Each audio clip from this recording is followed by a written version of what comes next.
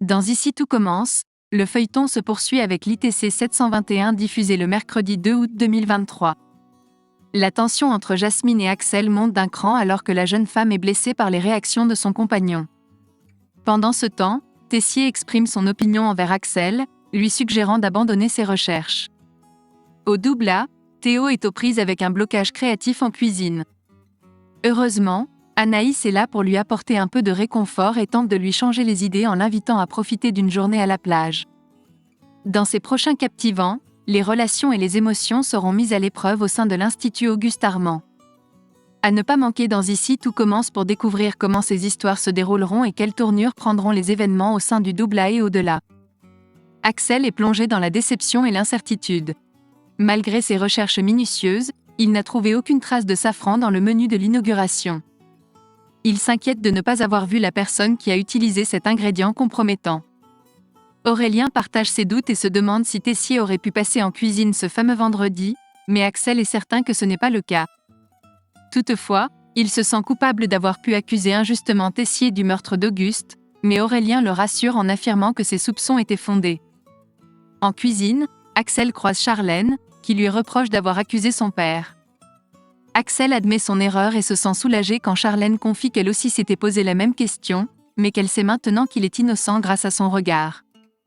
Pendant ce temps, Olivia déguste les plats préparés pour la carte du double A et est enthousiaste quant à la qualité, particulièrement celui d'Anaïs. Théo, de son côté, se sent moins inspiré et estime que les meilleures idées proviennent d'elle. Vic est impressionné par le travail accompli par Enzo en solitaire, réalisant qu'il peut réussir sans demander d'aide. Dans l'économat, Jasmine confie à Lionel les tensions avec Axel et la peine qu'elle ressent. Incertaine de l'avenir de leur relation, elle se demande s'ils vont rompre. Lionel la réconforte chaleureusement en la serrant dans ses bras. Leur échange est surpris par Thibaut qui les observe. Élodie décide de donner un coup de main à Thibaut pendant le service au restaurant. Cependant, Claire et Emmanuel font irruption en plein service, mettant une pression énorme sur l'équipe. Louis est furieux de cette intrusion impromptue. Claire avoue avoir ajouté du safran dans le plat d'inauguration, et Clotilde trouve que c'était une excellente idée.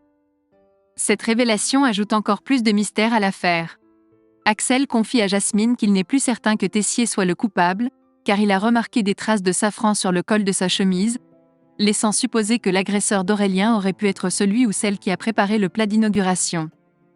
Jasmine émet alors l'hypothèse que la chef Guinaud, Claire, pourrait être impliquée.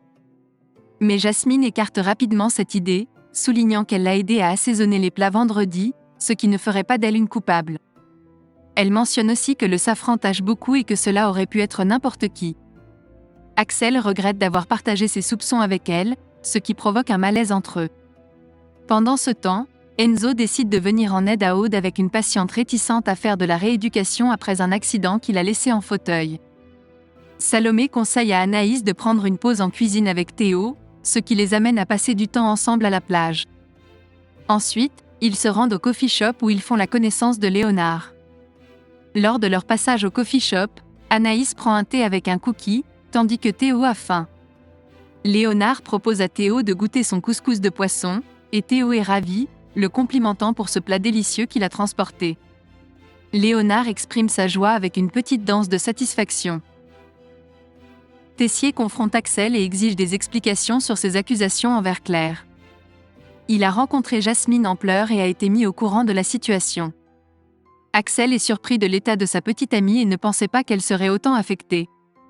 Tessier réplique en affirmant que c'est le résultat de la façon dont Axel traite Jasmine. Il essaie alors de raisonner son neveu en soulignant qu'Auguste souhaitait seulement qu'Axel soit heureux au Lucie et qu'il avance dans sa vie, sans chercher à remuer le passé. Il rappelle également à Axel que son père biologique a expressément demandé dans ses enregistrements qu'on ne recherche pas son empoisonneur. Axel répond que cela concerne également son propre désir de justice pour Auguste. Emmanuel essaie alors de faire prendre conscience à son neveu qu'Aurélien pourrait profiter de lui dans cette affaire. Un peu plus tard, Axel est sous la douche et entend des bruits étranges. Il croit d'abord que c'est Jasmine qui est présente.